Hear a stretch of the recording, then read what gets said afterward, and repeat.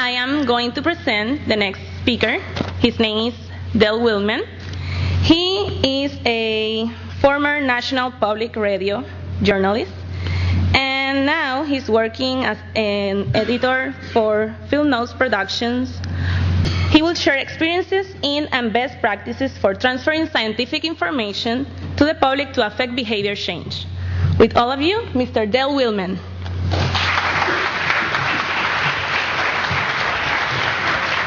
Good morning. How y'all doing this morning? It was a nice party last night.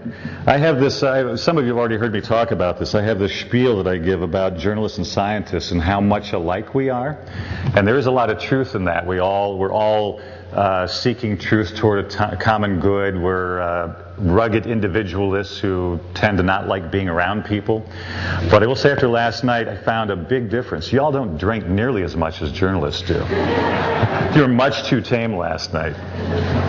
Thank you. I want to thank everybody who invited me out here, for Gray and Becky and all the folks at Elkhorn Slough.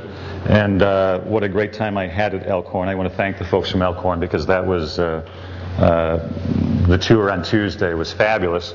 And I also want to say, Kim Hayes, by the way, those of you who had the opportunity to take her tour on Tuesday, what a joy it was, and how amazing this woman is. So Elkhorn has a great asset with Kim.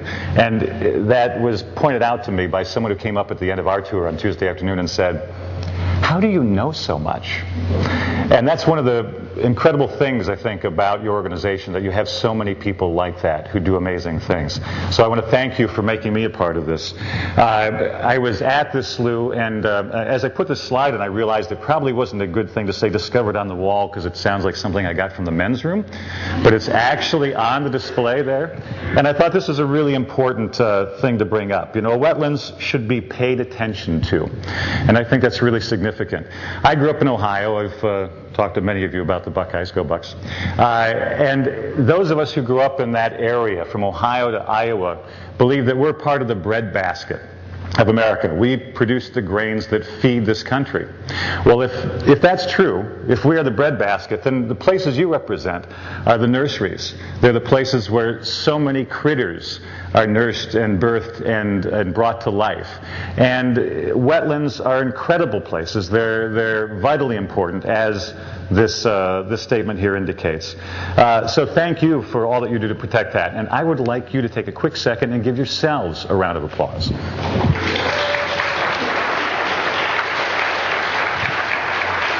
We don't hear that enough, but what you do is incredible. Now, the question I have then is, why are you such a well-kept secret? Why is it so many people know so little about what you do?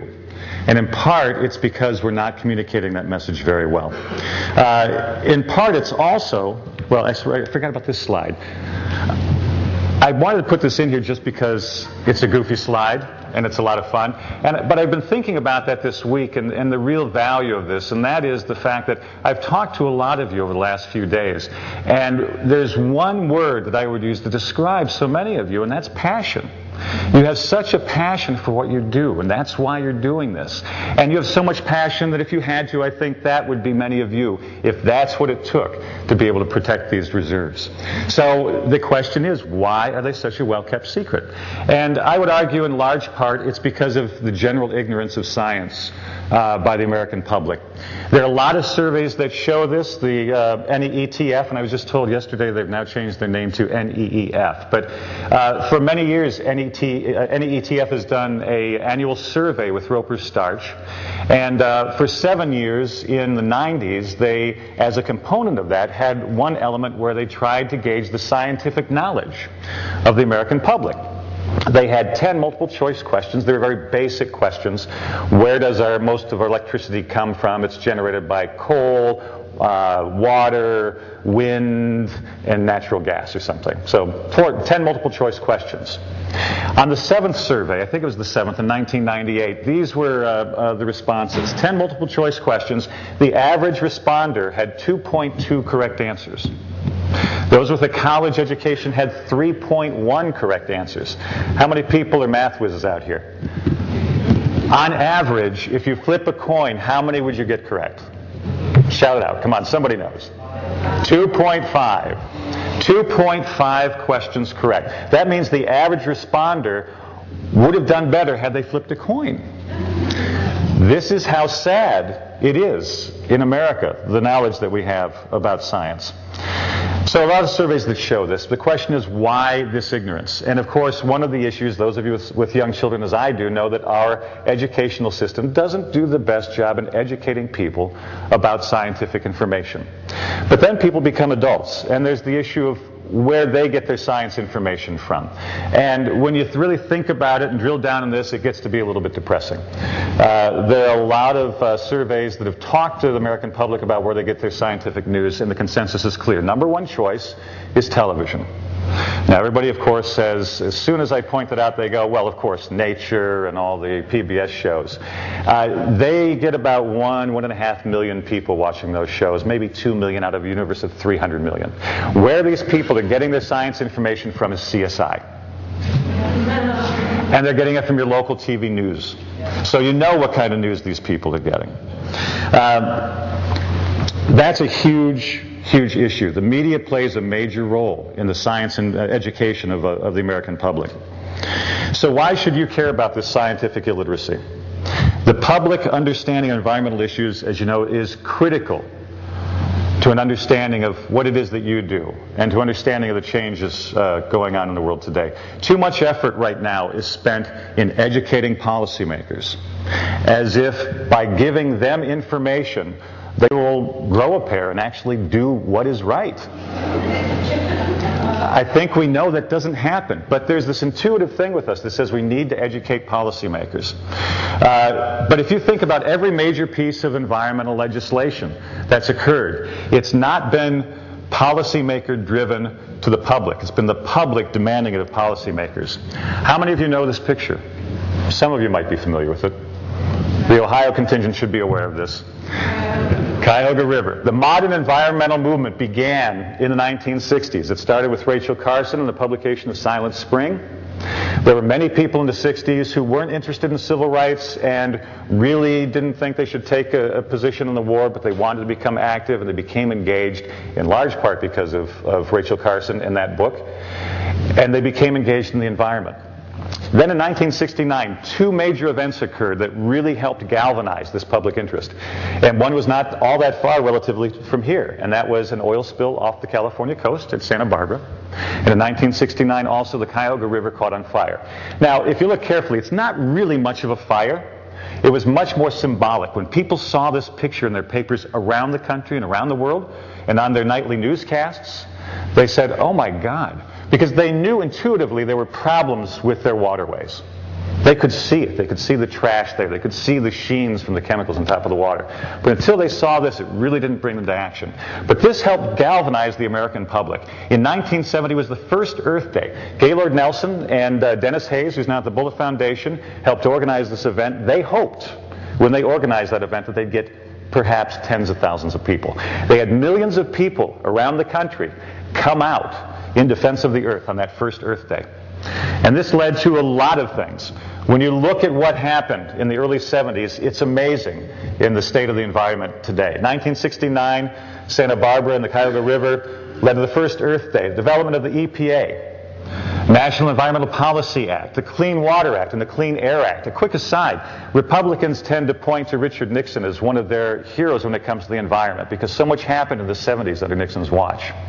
But Nixon was a political creature, and I've talked to Ruckhiser and some of the people who worked with him, and they said basically he did this because the public were demanding it of him. What's little known, and the Republicans don't talk about, is that Nixon actually vetoed the Clean Water Act. And it was overridden. His veto was overridden by Congress. In 1978, the Valley of the Drums, anybody from Kentucky would be familiar with that, an incredible scene, and Love Canal occurred. And that led to CERCLA, which is the Superfund legislation as we know it today. 1984, with Bhopal, the accident in India. It was far away, and people in America typically don't respond to things in other countries as greatly as they would here. But there was a plant by the same company in West Virginia making the same chemicals. And that sort of made people think. And that led to the Emergency Planning and Community Right to Know Act. If you don't know of this legislation, the toxic release inventory is something you should be aware of and that should inform your work to some extent. I suggest that you go and take a look at that. So public outcry is what leads to legislation. Does that mean that we need major traumas to get people interested in estuaries? Do we need another Exxon Valdez off the California coast? That's not what is key here. What is key is the consistent and sustained coverage of issues that occurred when those tragedies happened. So we mistakenly think that we need to have another huge tragedy. We need to have some massive hurricane that can be linked to climate change to get people to finally pay attention. And that's not really what does it. What does it is sustained coverage of significant issues. And it's something the media doesn't do very clearly. So we can link that to climate change, and this conference is a lot about climate change, by simply pointing out that concern over climate change consistently falls well behind terrorism, war, economy. If you looked at the exit polls from voting on Tuesday, what you found is that climate change was not mentioned at all. Environmental issues were not mentioned at all. Economy is number one in this country, and that's what people focus on. And there's a reason for this, and that is, I'm sorry, I forgot about this one. This is the way scientists typically look at journalists. And this is why we don't like to communicate with the journalists, because this is, be honest now, how many of you have sort of had this image in your head when that journalist calls you and says they need a quote right now, and you've got a stack of papers, this is how you got to deal with, and this is what you're thinking, you just know it is. So the problem is that environmental coverage doesn't really occur at the levels that it should. We don't have that sustained level of coverage. Content analyses show very consistently that no more than 2% of all stories in the news that you see and hear is environmental. Only 2% is science-driven. Now, you all listen to that news, and you see that news, and I know what you think when you hear half of it. Oh, what a crock. Can't they get this story right? So half of the stories that you see are poorly produced, poorly sourced, badly written by people who don't know the topic, right? You're all nodding your heads. You know exactly what I'm talking about. So that means less than 1% now is actually that contextual kind of news that people really need to be informed and to be educated and to help make sense of the natural world around them.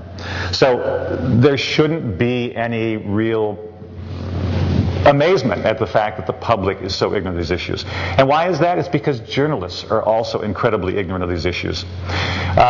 Journalists, I did my master's thesis 10 years ago, and I did a survey of television news gatekeepers. Gatekeepers are the people that decide what news is covered. Think of a newscast as a fence with a gate. There's all this news that's struggling to get in there.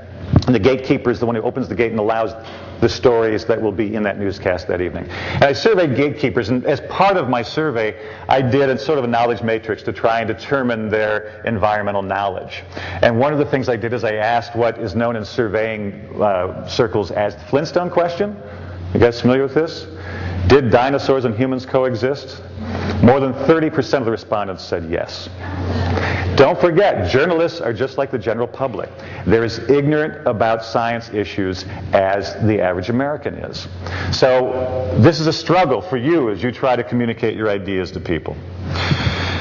Because of this ignorance, very little news is covered. So what you guys need to understand, and I hope that you take away from this, is an understanding of something called agenda setting, and the theory of agenda setting. Agenda setting says that the media don't tell us what to think, but by the stories they select, they tell us what to think about. And that's a very significant distinction, and I'd like you to think about that for a second. They tell us by the stories they select what we think about. People in my industry say, well, you know, we keep telling you about Britney Spears' lack of panties and Michael Jackson because the public wants to know this.